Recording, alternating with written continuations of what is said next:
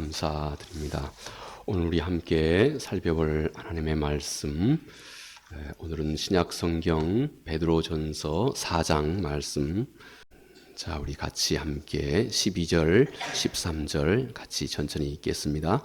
사랑하는 자들아, 너희를 연단하려고 오는 불시험을 이상한 일 당하는 것 같이 이상히 여기지 말고 오히려 너희가 그리스도의 고난에 참여하는 것으로 즐거워하라. 이는 그의 영광을 나타나실 때 너희로 즐거워하고 기뻐하게 하려 함이라. 아멘. 일찍이 우리 기독교 역사에 청교도 영국에서 위시한 이 아주 오랜 신앙 전통을 가지고 있는 이 청교도 시대에서부터 늘 교회에 늘 마치 격언처럼 전해오는 말이 있었습니다. 만약 목사가 강단에서 인간의 고통과 고난의 문제를 얘기하면 성전의 이 모든 통로 속에 많은 사람들이 항상 끊이지 않고 붐비게 될 것이다.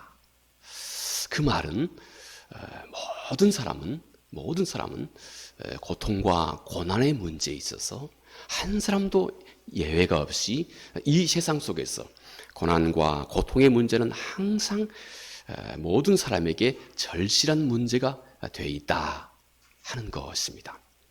우리가 이제 모두가 다 우리의 삶을 지금까지 살아오면서 오늘은 우리가 겪는 이 문제에 대해서 하나님은 또 성경은 무엇라고 말씀하시는 것인가 하는 이 얘기에 좀 우리 함께 진지하게 귀를 기울여 볼 수 있도록 해야 되겠습니다.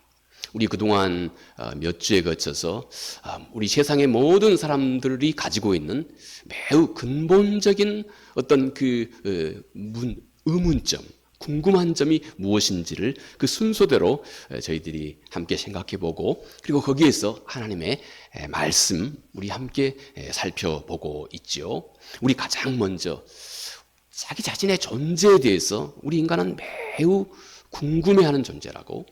내가 왜 여기 있지? 내가 누구인가? 내가 그러면 어떻게 살아야 하는 것인가? 하는 아주 근원적인 문제를 모든 사람이 가지고 있고 우리가 돌아보았을 때 사람은 자기 스스로 자기 운명을 이 세상에 타고난 것이 아니기 때문에 자기 자신의 모든 것을 스스로 결정한 것이 아니기 때문에 나를 이렇게 지으시고 보내신 그분의 말씀에 귀를 기울여야 한다. 거기에 진정한 답이 있다 하는 점 우리 함께 살펴보았습니다. 또 두 번째, 우리 인간이 가지고 있는 아주 목마른 또 질문 중에 하나는 내가 이 세상 속에서 인정받고 있는 존재인가? 나는 정말로 사람들에게 인정받고 또 전능자에게 인정받고 사랑받고 있는 존재인가? 하는 질문이었습니다. 우리 지난 시간에 그 질문에 대한 답을 하나님의 말씀을 통해서 우리가 또 살펴보았죠. 우리 사람이 혹 이런 생각이 들 때 내가 정말 전능자에게 사랑받고 있는 존재인가 하는 이 의문이 들었을 때는 십자가를 생각하라. 우리 그렇게 함께 생각해 보았습니다. 얼마나 나를 위해서 전능하신 하나님이 나를 이 땅에 보내시고 이렇게 나를 지으시고 얼마나 나를 깊이 사랑하고 있는지 십자가 그 위에 달리신 독생자 예수 그리스도를 기억하라 하는 점 우리 지난 시간에 함께 살펴보았습니다. 자, 오늘 그 세 번째 우리 인간의 고난의 문제입니다. 다음 주는 우리 인간의 죽음과 그리고 죽음 이후의 삶에 대해서 다음 시간에 마지막 함께 살펴보고자 합니다. 자, 오늘은 왜 이 땅에 이런 고난이 있는가 하는 것입니다. 또 특별히 하나님의 자녀들의 삶 속에 왜 이런 고난과 고통이 여전히 상존하고 있는가 하는 점입니다. 나는 나름 그동안 최선을 다해서 내가 주어져 있는 이 여건 속에서 나름 신실하게 살고자 무척 그렇게 늘 최선을 다해왔는데 왜 내 삶에는 여전히 많은 고난의 문제가 여전히 내 삶에 섞여져 있는가? 그 고난의 중심에서 하나님은 뭐라고 말씀하시고 하나님은 또 무엇을 하시는가? 그렇다면 우리는 어떻게 살아야 하는 것인가? 하는 문제 오늘 함께 살펴보고자 합니다. 자, 세상에는 왜 고통이 있는 것일까요? 이것은 매우 근원적인 이 문제 역시 하나님의 말씀에 우리는 그 정확한 답을 우리가 알 수 있습니다. 여러분, 우리 이 세상에 사람이 겪는 고난과 고통, 우리 얼마 전에도 우리 꽤 유명했던 아역 배우였던 한 우리 여배우가 자살을 했습니다. 만약 그녀가 이 하나님의 말씀을 진지하게 알았고 오늘 우리가 함께 살펴볼 이 하나님의 말씀에 정말 마음에 신뢰를 두고 있었다면 절대 이 여인은 이런 선택을 하지 않았을 것입니다. 그토록 알고 보면 이 문제는 우리 모두에게 매우 절실한 문제인 것입니다. 자, 여러분, 이 고난에 대해서 이 세상은 왜 이런 고통과 고난이 있는 것인가? 왜 내 삶은 이런 문제에 결코 비껴가지 않는 것인가? 우리는 이 문제를 좀 깊이 있게 근원적으로 살펴보고자 한다면 약간 우리가 좀 귀를 좀 기울여야 할 필요가 있을 것이라 생각이 됩니다. 약간 인문학적이고 좀 근원적인 어떤 철학적인 그리고 신학적인 이런 용어나 이런 이해에 약간 우리가 이제 마음을 열어야 할 것 같습니다. 왜냐하면 먼저 그 이유를 성경은 그렇게 말합니다. 우리 인간의 자유의지와 타락에 있다 하고 성경이 그렇게 말을 합니다. 하나님은 사람을 지으실 때 지극히 인격적으로 창조하셨습니다. 그 말을 창세기 1장 26절 이하에 하나님이 우리를 지으실 때, 나를 지으실 때, 여러분을 지으실 때 하나님 그분의 이미지, 그분의 모양과 그분의 형상으로 하나님이 나를 창조하셨다는 것입니다. 그 의미가 무엇인지 그 깊고 깊은 의미를 우리가 다 헤아려 알 수는 없지만 우리가 분명한 것은 하나님은 나를 인격적으로 지으셨다고 하는 것입니다. 인격적으로. 인격자가 이 세상 속에서 꼭 가지고 있어야 할 것 중에 한 가지가 자유함입니다. 자유함. 하나님은 우리를 강제로 뭘 하게 하지 않으셨습니다. 창세기의 1장에 하나님이 창세기에 보면 하나님이 우리를 지으시고 우리 사람에게 있어서는 6째 날 지으시고 그 다음 날이 하나님이 안식하는 날이었습니다. 그러면 우리 사람 입장에서 보았을 때는 우리가 이 세상에 태어나 첫날은 모든 사람이 안식하는 날이었습니다. 그만큼 우리가 복음을 만나면 우리는 참다운 안식을 만나게 됩니다. 진정한 자유함. 나를 그토록 괴롭히던 수없이 많은 부조리와 고통과 아프게 하는 수없이 많은 염려 속에서 우리가 그리스도를 하나님을 만나게 되면 그 안에 참다운 평강을 우리가 만나게 됩니다. 자, 하나님께서 나를 지으시고 나를 그분의 모양과 형상 곧 지극히 인격적으로 나를 지으셨다는 것입니다. 그 인격적이라고 하는 말 속에 분명하게 담고 있는 것은 우리 인간의 완전한 자유함입니다. 하나님은 나를 마치 로봇처럼 잘 길들이는 어떤 강아지처럼 하나님께서 나를 그렇게 노예처럼 그렇게 만들지 않았어요. 예전에 성서가 처음 쓰여져 있을 당시에 바벨론의 마르둑이라고 하는 이 신화, 바벨론의 그 신의 이름이 마르둑이었는데 그 신에 대한 행적을 그 신이 또 얘기한 말을 기록해 놓은 법전들이 있습니다. 거기에 우리 모든 사람은 마르둑의 노예처럼 그렇게 우리 인간의 모습이 그려져 있습니다. 그런데 성경은 놀랍게도 우리를 그분의 형상과 모양으로 창조하셨다. 인격자로 창조하셨다. 완전한 자유함을 하나님께서 우리에게 부여해 주셨다는 것입니다. 그래서 수없이 많은 위험이 있음에도 불구하고 하나님은 내가 스스로 그분을 선택하고 스스로 그분 앞에 다가올 수 있도록 하셨다는 것입니다. 거기에서 비로소 우리 인간은 그분께 영광을 돌린다고 하는 말이 가능하고, 가치 있는 삶이라고 하는 말이 가능하고, 인격자라고 하는 말이 가능합니다. 하나님이 나를 그렇게 지으셨다는 것입니다. 진정한 자유를 우리에게 부여해 주셨다는 것입니다. 때로 많은 위험에도 불구하고 제가 위험이라고 그랬습니다. 왜냐하면 하나님이 우리 인간을 지으실 때 부여하신 그 완전한 자유함 속에, 그런데 놀랍게도 이 세상에 악이 또 그 뿌리를 두고 있는 부분이기도 하기 때문에 그렇습니다. 창세기가 우리에게 말씀하고 전해주고 있는 바, 악한 영이 우리 인간의 이 자유함, 완전히 이 자유함, 여기에 슬며시 그 뿌리를 두기 시작했다는 것입니다.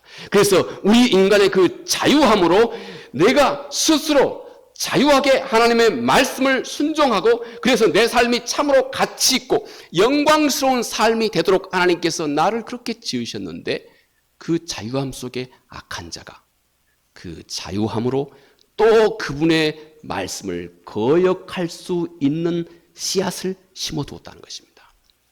그래서 우리 인간은 그 자유함으로 하나님의 말씀을 스스로 거역하는 삶을 택하게 되었다. 하나님 그분의 부재가 우리 인간의 마음 중심에서부터 그때부터 시작되었고, 우리 창세기 1장 1절 2절 보면 하나님의 영이 임하기 전에 이 세상은 혼돈하고 공허하고 흑암이 깊음 위에 있었다 하고 성서가 그렇게 표현합니다. 하나님으로부터 떠난 우리 인간의 마음속에 자리 잡고 있는 것은 혼돈스러운 것입니다. 혼돈은 그 영어 성서는 폼이 없는 겁니다. 삶의 규모가 없는 겁니다. 뒤죽박죽인 것입니다. 공허합니다. 텅 비어 있습니다. 그리고 흑암, 깜깜합니다. 이것이 여러분 성서가 말하고 있는 우리 인간의 근원적인 고통이다. 그리고 고난의 이유다 하고 이렇게 성경이 우리에게 일러 말씀해 주고 있습니다. 악한 영은 이 인간의 자유를 자극해서 악을 선택하게 한 것이고, 그 결과 죄가 이 세상에 들어왔다 하고 성경은 기록을 합니다. 우리가 사도 바울이 쓴 로마서 5장 말씀을 보면, 로마서 5장 12절 말씀에서 21절까지, 로마서 마지막 절이죠, 5장. 거기까지 한 사람 아담으로 인하여서 죄가 이 세상에 들어왔다 이렇게 말씀합니다. 한 사람, 우리 인간을 대표하는 아담은 우리 인간을 대표합니다. 성서에서는 이 대표 원리를, 이 히브리 사람들이 가지고 있는 대표 원리를 성서가 아주 잘 활용합니다. 대표는 모든 사람을 다 의미하고 있는 것이에요. 한국을 대표하는 축구 선수는 우리 대한민국을 다 대표하고 있는 것과 같은 이치입니다. 한 사람, 우리 인간을 대표하고 있는 이 아담이 죄를 범함으로 우리 인간의 마음속에 죄의 뿌리가, 우리 인간의 이 자유함 속에 죄의 뿌리가 든든하게 자리하게 됐다는 것입니다. 그래서 우리 인간의 죄의 뿌리는 법이 주어졌을 때 그 법을 어기고 반항하는 마음을 우리 인간이 가지게 되었습니다. 제가 좀 추상적인가요? 가끔씩 제가 그런 말씀을 합니다만, 여러분들이 지금부터 1분간 제 넥타이 보지 마세요 이렇게 얘기한다 합시다. 그러면 그 전에는 관심도 없었고 궁금하지도 않은 겁니다. 그런데 제가 1분간 보지 마세요 하면 이미 힐끔 봐버리셨던가, 아니면 도대체 왜 그래 하고 보고 싶은 마음을, 내 마음이 내 안에서 생겨나는 것을 여러분이 느끼실 겁니다. 이게 우리 인간의 마음속에 죄가 가져다 준 바로 그 깊은 뿌리입니다. 법이 없을 때, 보지 마세요라고 하는 이 법이 없을 때는 법을 거역하는 마음이 우리 마음속에 드러나지 않습니다. 그런데 법이 주어져 있을 때, 보지 마세요라고 하는 이 법이 딱 주어지자마자 법을 거스리려고 하는 본능이 우리 인간의 마음속에 깊이 자리하고 있음을 깨달아 알게 된다 하는 것입니다. 여러분, 이것이 곧 우리 인간의 마음 중심에 근원적으로 하나님이 주신 자유의지와, 그리고 그것의 타락으로 인하여서 이 세상 속에 고통이 시작되었다 하는 것입니다. 두 번째는 우리 인간의 이런 죄와 그리고 이 도덕적인 악의 번성입니다. 이제 이 악이 한 사람에게서만 끝나지 않았다는 것입니다. 이제 이 악은 나하고 가까운 관계를 맺은 모든 이 관계를 통해서 우리 인간은 사회적인 존재이고 또 그 말은 쉽게 아주 관계적인 존재예요. 여러분, 우리 사람이 살아있을 동안은 수도 없이 많은 관계로 얽혀 있습니다. 근데 꼴깍 죽으면 이 관계가 다 끊어지는 겁니다. 살아있는 동안 여러분들은 누군가의 엄마고 아빠고 누군가의 또 딸이고 며느리고 수도 없이 많은 관계 속에 우리가 존재합니다. 그런데 이 한 사람이 겪는 이 고통, 이 악이 이 관계를 통해서 온 세상에 점점 퍼져가기 시작했다는 것입니다. 그래서 내가 가지고 있는 이 고통과 아픔과 이 악의 모습이 점점 이 관계와 함께 가까운 곳에서부터 점점 퍼져가게 했다는 것입니다. 그래서 이 세상 속에서 나로 인해서 또 저분으로 인해서 나하고 아무 상관도 없는 어떤 이의 그 악함 때문에 얼마나 이 세상에 많은 희생을 겪습니까? 가끔씩 여러분 TV를 보시면 옛날에 오래된 필름을 보시면 말이죠. 세계 1차 세계대전, 2차 세계대전. 다 그 처음은 어떤 이의, 어떤 사람의 잘못된 판단과 결정에 따라합니다. 그 안에 지극히 대부분 아주 이기심이 자리하고 있는 어떤 이의 잘못된 판단과 결정으로 인해서 이 세상은 이토록 많은 사람들의 삶이 파괴되고 생명이 파괴되고 이 세상이 파괴되고 있습니다. 이렇게 이 악이 점점 번성한 것으로 인하여서 때로는 내가 직접 그 원인이 되지 않는 경우에도 다른 사람의 악함으로 인하여서 또 이 세상은 점점 전쟁과 불의와 폭력으로 온 세상이 고통을 겪게 됐다 하는 점입니다. 또 한 가지는 여기에 더해서 우리가 살고 있는 이 자연 법칙과 그리고 거기에 필연적으로 동반하고 있는 우리 인간이 피할 수 없는 한계에서 오는 고통이 있다 하는 것입니다. 하나님이 이 세상 만물을 지으셨죠. 그런데 하나님이 이 세상을 지으시면서 이 세상은 하나님 그분이 부여하신 어떤 질서가 이 세상 가운데 다 있습니다. 하늘은 높죠. 높은 곳에 올라가서 당신이 혼자 펄떡 뛰어내리면 안 됩니다. 하나님이 지으신 이 하늘은 나름 높은 곳에 아무 안전장치도 없이 펄떡 뛰어내리면 죽게 돼 있습니다. 이 자연의 어떤 질서를 거부하거나 거역하면 우리 인간은 필연적으로 고통을 받게 되어 있습니다. 불은 뜨겁습니다. 하나님이 불을 뜨겁게 만드셨지요. 뜨거운 것에는 당신의 손을 대서는 안 돼요. 그게 하나님이 지으신 자연의 이 법칙입니다. 거기에 거슬려 손을 대고 있으면 손이 타죠. 고통을 피하지 못합니다. 높은 산, 높은 벼랑은 그 벼랑에서 아름다운 경치는 관망하되 벼랑에선 뛰어내리면 안 됩니다. 그렇게 하지 말라고 하나님께서 나름 세워놓으신 그 질서입니다. 거기에서 그런데 그 자연 질서를 어기고 펄쩍 뛰어내리면 우리 인간은 어마무시한 고통을 겪게 되어 있습니다. 이렇게 자연은 또 그 안에 스스로의 질서를 가지고 있고 우리 사람은 이 자연 질서에 바르게 순응하지 못함으로 인해서 오는 고통과 아픔, 파괴와 재난을 피할 수 없게 됐다는 것입니다. 요즘에는 점점 더 이상기후 현상이 참 많이 생겨나고 있습니다. 예측 불가능한 이런 상황들이 점점 우리 인간이 스스로 자초한 그 많은 잘못으로 인하여서 점점 이런 고통들이 우리가 살고 있는 이 세상 속에 점점 커져가고 있습니다. 자, 이런 자연 법칙과 거기서 이것을 거역함으로 오는 필연적인 고난과 고통이 이 세상 가운데 있다는 것입니다. 자, 그렇다면 성도의 이 고난, 때로는 우리가 피할 수 없는 이 성도의 고난과 고통의 중심에서 하나님은 무엇을 하시는가 하는 것입니다. 여러분, 성경은 놀랍게도 하나님은 이 땅에서 사람이 겪는 이 고통, 사람이 겪는 고난의 중심에서 하나님은 그의 선하신 뜻을 하나님께서 이루어 가고 계신다고 성경은 말씀하고 있습니다. 여러분이 크고 작은 어떤 그런 어려움과 곤란과 혹은 고난이라 할 수 있는 그런 아픔이 있습니까?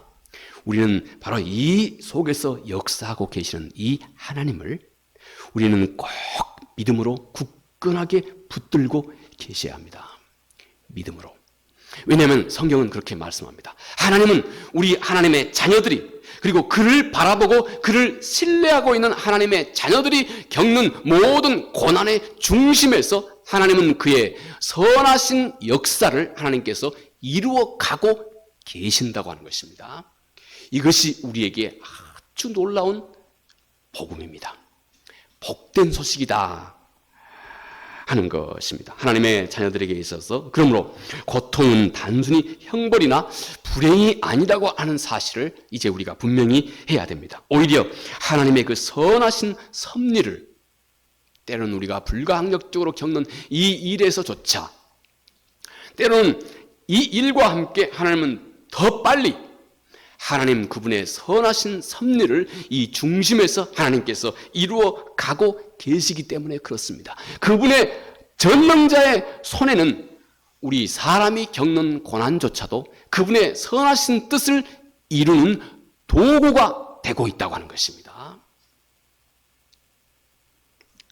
놀랍게도 고통이 우리 인간을 하나님께로 점점 더 가까이 이끌어 가신다 하는 것입니다. 그리고 우리 인간은 비로소 이 고통과 함께 하나님을 향하여서 진정으로 그리고 진지하게 하나님 그분께 귀를 기울이기 시작한다는 것입니다. 진지하다고 하는 것은 당신이 구원을 이룰 만한 믿음이 우리 안에 생겨날 정도까지 그냥 가볍게 말고 내가 구원에 이를 만한 그 믿음이 내 안에서 자생되도록 그런 믿음이 우리 안에서 생겨날 정도로 그분께 귀를 기울이고 그분의 말씀에 순종할 능력을 갖게 된다는 것입니다. 그래서 여러분 잘 아시죠? C.S. 루이스는 이렇게 말합니다. 고통은 하나님의 확성기다. 아마 이 말씀에 대해서는 아마 여러분들께서 많이 들어보셨으리라고 생각합니다. 좀 더 자세하게 말씀드려본다면 이분이 이렇게 말씀을 하신 바 있습니다. 하나님은 우리의 행복 속에서 속삭이신다. 속삭인다고 하는 것은 조용히 이렇게 속삭인다고 하는 말입니다. 실제 참 이분의 그런 영어는 whisper 그렇습니다. 가까이 이렇게 속삭인다는 것입니다. 잘 안 들리죠? 속삭이는 말은 나도 잘 못 들을 수 있습니다. 하나님은 우리 인간의 행복 속에서, 다시 말해서 이분의 그 의도는 이것입니다. 우리 인간은 행복할 때는 하나님의 말씀이 좀 멀리 들린다는 겁니다. 멀리 들린다. 그런데 이분이 하시는 말씀이 또 이분은 우리의 양심 속에서는 하나님이 말씀하신다. 이제 우리가 뭐 특별한 행복이 아니고 우리 일반적인 우리의 생활 속에서, 일반적인 우리의 일상 속에서는 하나님께서 말씀을 하신다. 양심을 통해서 하나님이 speak, 말씀을 하신다. 이렇게 그분이 구별지어서 설명을 합니다. 네, 우리 양심을 통해서 하나님께서 말씀을 평이하게 말씀을 하신다 하는 의도입니다. 그런데 이분이 그렇게 말합니다. 고통 속에서는 그분이 외치신다. 그리고 말씀하시기를 고통은 잠자는 세상을 깨우는 하나님의 확성기다 하고 그분이 쓴 이 고통의 문제라고 하는 책에서 이분이 이렇게 참 잘 표현해 주고 있습니다. 고통 속에서 하나님은 외치신다. 그 말은 역으로 우리 인간은 고난의 중심에서 하나님 그분의 음성을 아주 또렷하고 분명하게 들을 수 있게 된다는 것입니다. 이는 참으로 신비하게 그리고 오묘한 우리 인간이 겪는 고통과 인간과 하나님 사이에, 특히 하나님의 자녀들의 삶 속에 이 고통의 문제까지도 긍정적으로 활용하고 계시는 이 하나님의 한이 없는 지혜와 긍휼과 그분의 포기하지 않는 우리를 향한 그분의 선한 의지를 다 담고 있는 것이다 하는 것입니다. 참 안타깝게 우리 인간은 평안할 때 하나님을 잊어버리기가 쉽다는 것입니다. 그런데 고통으로 단숨에 우리 인간은 하나님께로 온전하게 돌아가게 된다 하는 것입니다. 제가 오래전에 읽었던 그 얘기입니다. 재밌는 얘기예요. 제가 예전에도 한번 소개한 것 같습니다만은 인도에 한 젊은 사업가가 있었어요. 근데 이 젊은 사업가가 어릴 때부터 이 조그만 아이일 때부터 늘 이 사람을 잘 믿음으로 신앙으로 양육했던 목사님이 이제 계셨어요. 그런데 이 젊고 똑똑한 아이가 참 똑똑하고 총명해서 이 아이가 점점 자라면서 청년이 되고 그다음에 이제 결혼도 하고 그러면서 아주 훌륭한 사업가가 됐다고 합니다. 사업가가 됐어요. 돈을 아주 많이 벌게 되었어요. 아주 많이 돈을 이제 벌고 막 이렇게 됐습니다. 그런데 이 사람이 점점 하나님으로부터 멀어져 가는 겁니다. 목사님이 어릴 때부터 이 아이를 바라보았던 이 목사님은 참 마음이 안타까웠어요. 그래서 늘 여보게 늘 우리 예배하고 또 하나님께로 늘 돌아와서 하나님 앞에 늘 신실하게 서게, 늘 아무리 충고하고 또 충고해도 듣지 않는 겁니다. 참 목사님이 마음이 안타까웠고 아무리 어떤 설득도 그냥 먹혀들어가지가 않는 것입니다. 그런데 어느 날 이 유능한 젊은 사업가, 모자랄 것이 없는 이 사업가의 막내 아들이 들에서 놀다가 이 발꿈치에 독사가 물어버린 겁니다. 그리고 그 독사가 이 몸에 퍼져서 곧 죽게 된 겁니다. 하도 위급함을 느낀 이 사람은, 이 젊은 사업가는 문득 그토록 자기에게 늘 설득했던 이 목사님이 생각이 난 겁니다. 그래서 이 목사님에게 급히 전화를 했습니다. 목사님 제발 빨리 오셔서 우리 아이를 위해서 좀 기도해 주십시오. 절박해서 그렇게 부탁을 했습니다. 목사님이 단숨에 달려가서 그 아이를 위해서 기도하기 전에 목사님이 하나님 앞에 기도를 막 시작하면서 이렇게 기도를 했다고 합니다. 이게 참 재미있어서 인상 깊어서 제가 기억을 합니다. 이 목사님이 이렇게 기도를 시작했습니다. 하나님 감사합니다. 제가 그토록 오랜 세월 동안 아무리 설득해도 제 말로는 전혀 설득이 안 됐던 이 중요한 일을 저 작고 보잘것없는 독사 한 마리로 단숨에 이루어 주신 것을 감사합니다. 이렇게 기도를 했습니다. 농담 같지만 얼마나 진지한 기도입니까? 때로는 여러분, 이 독사가 자기 아이의 발 뒤꿈치를 물어버리는 것은 누가 뭐라 해도 악한 겁니다. 악한 거죠. 고통스러운 것입니다. 악한 것입니다. 그런데 하나님은 하나님의 신실한 자녀들의 삶 속에 이 악한 것조차도 하나님은 그것으로 인하여서 그의 잃어버렸던 모든 신앙을 단숨에 회복할 수 있는 도구로, 선한 도구로 사용하신다 하는 것입니다. 이것이 이 하나님의 사랑하는 자녀들, 우리가 겪는 피할 수 없는 고통과 하나님 사이에 매우 긍정적인 그런 이치이다 하는 것입니다. 이것이 고통을 속에서 하나님은 우리와 이토록 모든 관계를 급속하게 개선해 가신 것입니다. 또 고통을 통해서 하나님은 우리 인간의 내면을 아주 정결하고 거룩하게 하신다 하는 것입니다. 참으로 놀랍게도 고통은 우리 인간의 교만을 아주 단숨에 낮추어주는 역할도 합니다. 그래서 사람으로 하여금 단숨에 죄에서 떠나게 하는 그 놀라운 힘을 여러분, 이 고난은 또 우리 인간의 삶 속에 가지고 있습니다. 성경은 말하기를 하나님은 인간을 단순히 행복한 존재로, 내가 이 세상 속에서 내 삶이 아무 문제도 없고 영원토록 행복한 꽃길만 가도록 하나님께서 우리 삶을 인도하지 않는다는 것입니다. 물론 그런 삶이 있지만 이것이 하나님의 궁극적인 더 중요한 하나님의 목적이 아니고, 하나님은 그의 자녀들의 삶이 거룩한 삶이 되도록 하나님께서 그의 자녀들의 삶을 이끌어 간다 하는 데 있습니다. 하나님은 이 땅에서 우리가 아무 문제 없이, 아무 고통도 없이 그저 행복한 삶을 이 땅에서 우리 자녀들이 누리도록만 하지 않는다는 것입니다. 물론 그런 삶을 하나님께서 보장하시지만 더 근원적으로 하나님이 우리 삶 가운데 이루어 내시는 삶은 거룩한 삶입니다. 정결한 삶입니다. 하나님 그분이 보셨을 때 합당할 정도의 이 의로운 삶입니다. 이 하나님의 선하신 의지를 생각해 본다면 우리가 이 세상 속에서 내가 겪는 이 고난의 문제를 훨씬 근원적으로 폭넓게 이해할 수 있는 안목이 생겨나게 될 것입니다. 히브리서 12장 10절에 이렇게 말씀하십니다. 그들은 잠시 자기의 뜻대로 우리를 징계하였거니와 오직 하나님은 우리의 유익을 위하여 그의 거룩하심에 참여하게 하시느니라. 여러분, 이 짧은 구절 속에 담고 있는 성서의 진리는 이것입니다. 먼저 성도의 고난은 그럼에도 불구하고 잠시다 하는 것입니다. 성도의 고난은 잠시입니다. 고난이 우리를 힘들게 하는 것은, 고난은 마치 깊은 터널 한 중심에 우리를 딱 놓고 있는 것과 비슷합니다. 터널의 한 중심에 있을 때는 그 끝이 안 보입니다. 그래서 고통받습니다.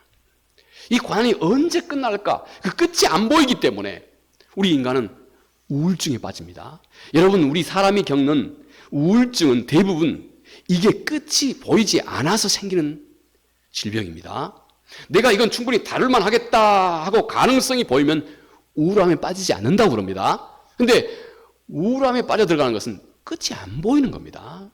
그런데 하나님의 자녀들은 반드시 그 끝이 있다는 것입니다.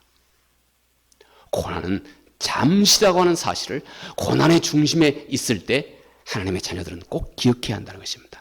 잠시라고 하는 것. 하나님이 보장하시는 것입니다.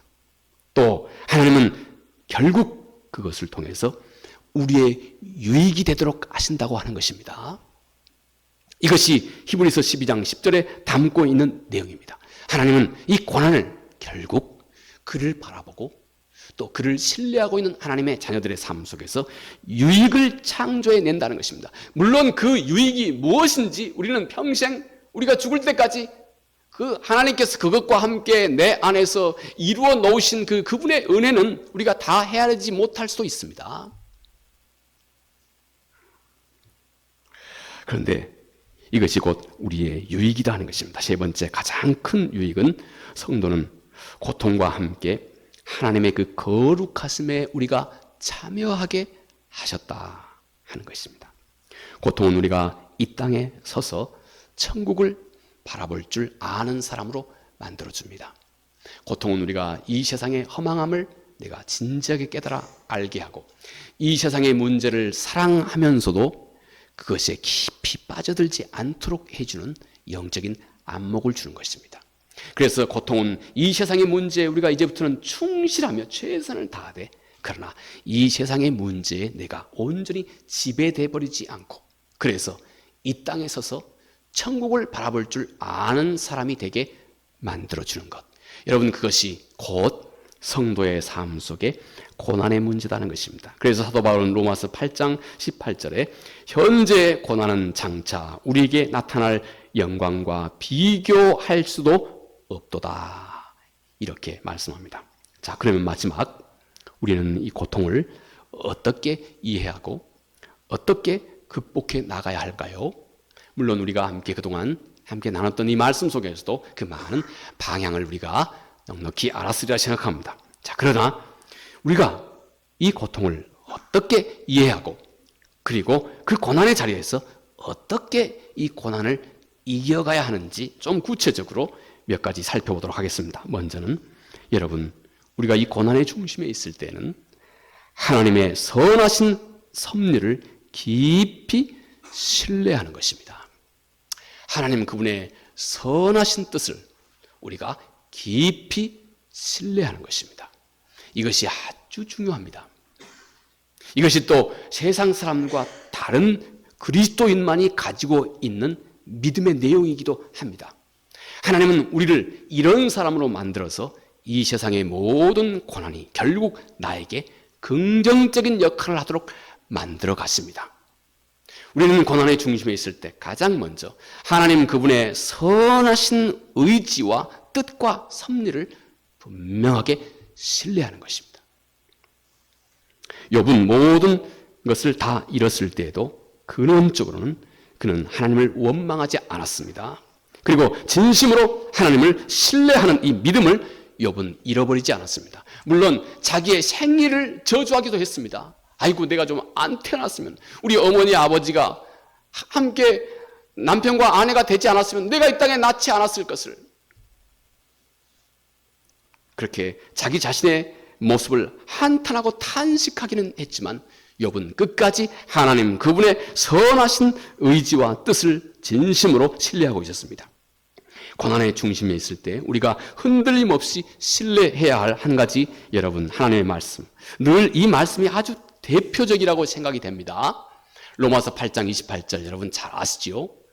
이 말씀은 여러분뿐만이 아니고 그동안 우리와 똑같은 신앙생활을 했던 수도 없이 많은 우리 믿음의 선진들에게도 그 중심에 그리스도인이라면 거의 대부분 꼭 기억하고 있었고, 그리고 이것을 통해서 하나님이 무궁무진한 힘과 용기를 주셨던 이 말씀이기도 합니다.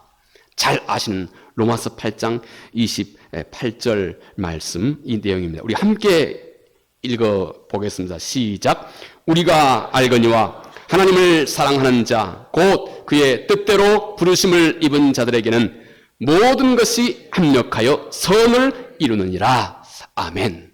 물론 29절에 모든 것을 합력하여 이루시는 그 선은 곧 예수 그리스도 그 아들의 형상을 본받아 가는 것이라고 사도가 정확하게 설명합니다. 하나님은 우리의 모든 고난을 통하여서 결국 우리 모든 하나님의 자녀들의 삶 속에 선을 도모하고야 마시는 분이시다 하는 이 분명한 믿음입니다. 두 번째는 예수 그리스도의 고난을 바라보는 것입니다. 여러분, 예수님은 십자가에서 극한 고통을 당하셨지요. 이를 통해서 나와 온 세상을 구원하셨습니다. 우리가 겪는 이 고통은 십자가에 달리신 그 예수 그리스도 그분의 고난을 더 깊이 알게 합니다. 크고 작게 우리가 이 세상 속에서 겪는 고난은 예수 그리스도 그분의 그 고난에 내가 참여하도록 만들어주고 있습니다. 우리가 알든 모르든 우리는 이 땅에서 겪는 이 고난과 함께 그리스도께서 십자가에 겪으셨던 그 고난을 내가 점점 더 알고 참여하도록 하나님께서 우리를 만들어 가고 계시는 것입니다. 그래서 여러분, 사도 바울이 하신 말씀이 있습니다. 빌립보서 3장 10절 말씀에 내가 그리스도와 그 부활의 권능과 그 고난의 참여함을 알고자 하여 그의 죽으심을 본받았다. 사도의 이 말은 이것입니다. 나는 내가 매일매일 예수 그리스도 그분의 죽으심에 내가 늘 본받았다. 그 말은 사도의 다른 말로 나는 매일매일 나를 부인하노라. 주님이 마태복음 16장 또 마가복음 8장에서 말씀하신 것 같이 누구든지 나를 따르려거든 가장 먼저 너를 부인하고 너의 십자가를 짊어지고 나를 쫓으라 말씀하셨지요. 예, 우리 신앙에 있어서 자기를 부인한다고 하는 것은 매우 중요한 주제입니다. 우리는 나를 내려놓음으로 인하여서 그 안에 감춰져 있는 놀라운 새로운 세계를, 놀라운 내 안에 있는 감춰져 있는 잠재적인 내 자아와 진짜로 만나게 됩니다. 겉으로 보았을 때는 자기를 부인한다고 하는 것이 참 우리 현대인들이 절대 좋아하는 얘기가 아니죠. 그런데 하나님의 말씀은 우리 인간은 자기를 부인함으로 그 안에 감춰져 있는 하나님 자신의 능력으로 이루어져 가고 있는 새로운 자아를 비로소 우리가 맞닥뜨리게 됩니다. 그런데 사도가 내가 이 예수 그리스도 그분을 더 깊이 알고자 예수 그리스도와 그리스도의 부활의 능력과 그리고 예수 그리스도가 고난에 참여하셨다고 하는 이 사실을 좀 더 깊이 알고자 나는 매일매일 그리스도의 죽음에 내가 참여한다. 사도가 그렇게 말씀을 하고 있습니다. 우리 신앙이 성숙해지면 이 사도의 말씀이 우리 삶 속에서 무엇을 의미하는지 더 깊이 공감하시고 이해하시리라고 생각합니다. 우리는 우리의 고난의 중심에서 우리 주 예수 그리스도를 가장 깊이 알게 됩니다. 우리가 고난의 중심에서 예수 그리스도 그분을 바라보기 시작할 때, 그분을 생각하기 시작할 때 우리는 큰 힘과 용기를 회복할 뿐만 아니라 그리스도 그분 자신의 모든 것에 더 깊이 알고 참여할 수 있는 것. 그것은 주님도 그렇게 말씀하셨고 사도도 그렇게 말씀하셨고 바울도 그렇게 말씀하셨고 베드로도 그렇게 말씀하셨고 그 기쁨은 우리가 이 세상에서 다 알 수 없을 정도의 놀라운 기쁨이라고 말씀을 하셨습니다. 우리는 고난의 자리에서 이렇게 그리스도 그분의 고난을 바라보는 것입니다. 여러분 보십시오. 이제 우리 다시 한번 베드로전서 4장 12절 13절 우리 함께 읽었던 말씀 제가 읽도록 하겠습니다. 사랑하는 자들아 너희를 연단하려고 오는 불시험을 이상한 일 당하는 것 같이 이상히 여기지 말고 오히려 너희가 그리스도의 고난에 참여하는 것으로 즐거워하라. 이는 그의 영광을 나타나실 때에 너희로 즐거워하고 기뻐하게 하려 함이라. 오늘 우리 한 사람 한 사람이 겪는 수많은 고통과 고난의 이유, 물론 우리는 내가 왜 이런 고난과 어려움이 내 삶 가운데 있는지 그 이유에 대해서는 아무도 다 알 수는 없습니다. 우리는 함께 살펴보았던 여러 가지 그 이유를 우리가 충분히 추정해 볼 수는 있겠지만 정확하게 왜 우리가 이 땅에서 이런 고난이 내 삶 가운데 있는지에 대해서는 그 이유에 대해서는 너무 신비하여서 아무도 정확하게 다 알 수가 없습니다. 많은 경우 우리의 고통은 직접 또 내 자신에게서 기인하지 않는 경우도 많이 있기 때문에 그렇습니다. 그러나 하나님께서는 내가 겪는 이 고난과 고통 이것과 더불어서 하나님은 무한히 선한 역사를 우리 가운데 이루어 가신다 하는 것입니다. 나를 깨우고 나를 정결하게 하고 나를 거룩하게 하고 나를 점점 깊이 성숙하게 만들어 가시고 나를 통해서 고난을 통해서 예수 그리스도를 더 깊이 알게 하고 그분의 고난에 참여함으로 그분의 부활의 능력도 내가 또 참여할 수 있도록 하고 결국 이것과 함께 이 땅에서 살면서 세상 중심에 살면서도 세상과 구별된 삶으로 내 삶을 이끌어 가시고 하나님만을 온전히 신뢰하는 진정한 그리스도인으로 하나님께서 우리 평생의 삶 동안에 이 고난과 함께 우리를 깊이 성숙하게 이끌어 가신다 하는 것입니다. 이 은혜가 우리 모두에게 더욱 넘쳐나시기 바라겠습니다. 은혜오신 아버지 하나님 고맙고 감사합니다. 왜 내 삶에 이런 고난이 있는지, 왜 내 삶에 이런 아픔과 어려움이 있는지 하나님 나는 이 이유에 대해서는 다 알 수 없습니다. 세상에 그 누구도 다 알 수 없습니다.